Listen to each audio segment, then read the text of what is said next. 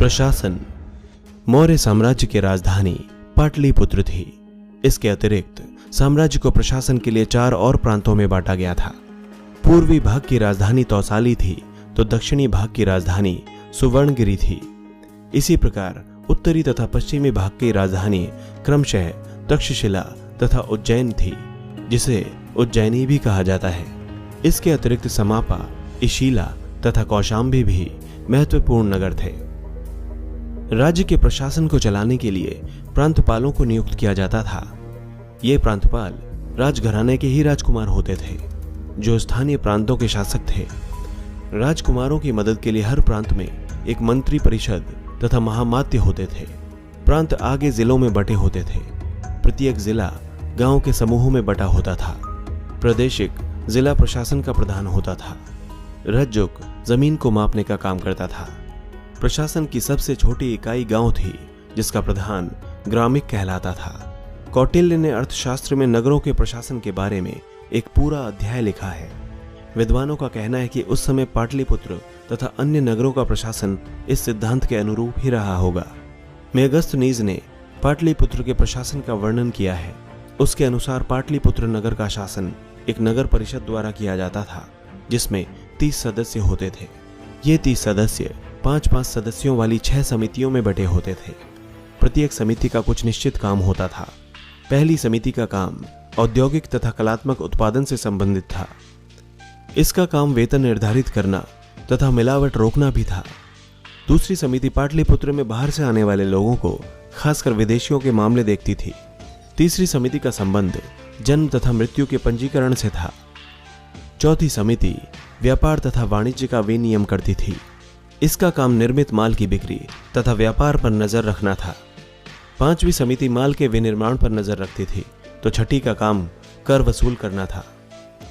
नगर परिषद के द्वारा जन कल्याण के कार्य करने के लिए विभिन्न प्रकार के अधिकारी भी नियुक्त किए जाते थे, जैसे सड़कों, बाजारों, चिकित्सालयों, देवालयों, शिक्षा संस्थानों, जलापूर्ति, बंदरगाहों की मरम्मत तथा रखरखाव का काम करना। नगर का प्रमुख अधिकारी नागरक कहलाता था। कौटिल्य ने नगर प्रशासन में कई विभागों का भी उल्लेख किया है, जो नगर के कई कार्यकलापों को नियमित करते थे, जैसे लेखा विभाग, राजस्व विभाग, खान तथा खनिज विभाग, रथ विभाग, सीमा शुल्क और कर विभाग। मौर्य साम्राज्य के समय एक और बात जो भारत में अभूतपूर्व थी, वो थी मौर्यों का गुप्तचरों का जाल। उस समय पूरे राज्य में गुप्तचरों का ऐसा जाल बिछाया गया था, जो राज्य पर किसी भी बाहरी आक्रमण का, आंतरिक विद्रोह की खबर प्रशासन तथा सेना तक पहुंचाने में सक्षम था। भारत में सर्वप्रथम मौर्य वंश के शासनकाल में ही राष्ट्रीय राजनीतिक एकता स्थापित हुई थी। मौर्य प्रशासन में सत्ता का सुदृढ़ केंद्रीयकरण था, परंतु राजा निरंकुश नहीं होता था। कौटिल्य ने राज्य सप्तांक सिद्धांत निर्दिष्ट किया था, जिसके आधार पर मौर्य प्रशासन और उसकी गृह तथा विदेश नीति संचालित होती थी। आर्थिक स्थिति। इतने बड़े साम्राज्य की स्थापना का एक परिणाम यह हुआ कि पूरे साम्राज्य में आर्थिक एकीकरण हुआ। किसानों को स्थानीय रूप से कोई कर नहीं देना पड़ता था। हालांकि इसके बदले उन्हें कड़ाई से पर वाजिब मात्रा में कर केंद्रीय अधिकारियों को देना पड़ता था। उस समय की मुद्रा पण थी। अर्थशास्त्र में इन पणों के वेतनमानों का भी उल्लेख मिलता है। धार्मिक स्थिति। 6ठी सदी ईसा पूर्व यानी मौर्यों के उदय से कोई 200 वर्ष पूर्व तक भारत में धार्मिक संप्रदायों का प्रचलन था। ये सभी धर्म किसी न किसी रूप से वैदिक प्रथा से जुड़े थे। 6ठी शताब्दी ईसा पूर्व में कोई 62 संप्रदायों के अस्तित्व का पता चला है, जिसमें बौद्ध तथा जैन संप्रदाय का उदय कालांतर में अन्य की अपेक्षा अधिक हुआ। मौर्यों के आते आते बौद्ध तथा जैन संप्रदायों का विकास हो चुका था। उधर दक्षिण में शैव तथा वैष्णव संप्रदाय भी विकसित हो रहे थे। चंद्रगुप्त मौर्य ने अपना राज सिंहासन त्याग कर जैन धर्म अपना लिया था। ऐसा कहा जाता है कि चंद्रगुप्त मौर्य अपने गुरु जैन मुनि भद्रबाहु के साथ कर्नाटक के श्रवणबेलगोला में सन्यासी के रूप में रहने लगे थे।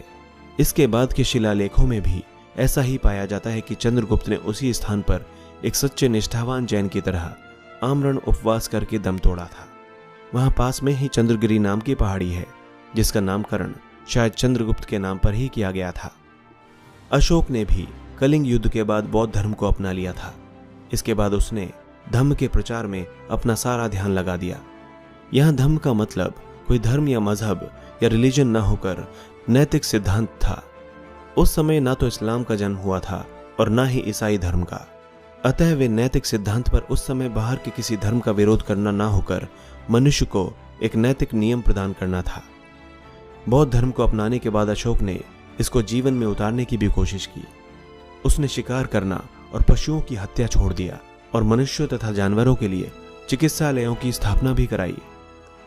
उसने ब्राह्मणों तथा विभिन्न धार्मिक पंथों के सन्यासियों को उदारता पूर्वक दान भी दिया।